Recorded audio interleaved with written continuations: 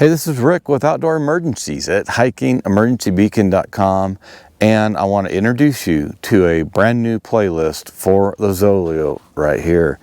I'm going to cover as many things as I can think of to cover, and there's going to be probably 5 or 6 videos, and I'm going to start with SOS, and I'm going to go to messaging, tracking, maps, weather, and then what is the ZOLEO good for? What are its strengths? What are its weaknesses? And that'll help you decide if the ZOLEO is best for you, or you need to maybe look at a different satellite communicator. So watch for this. In this playlist, I'll have an article also, and I'll have each one of these listed with links, so you can either see it on the video and go through it, or you can see the article and go through it that way.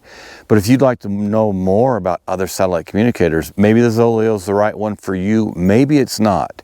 But there's a video I've done recently. I'm going to put a link to it right here, and it's about the top 11 satellite communicators of 2023, and I group them, I rank them, I tell you about what they're good for. Are you a hiker? Are you off-road, four-wheeler?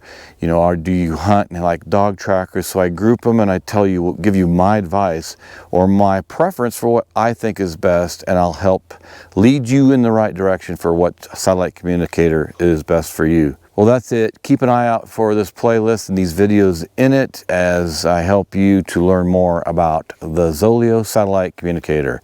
And I'll see you back out here in the next video.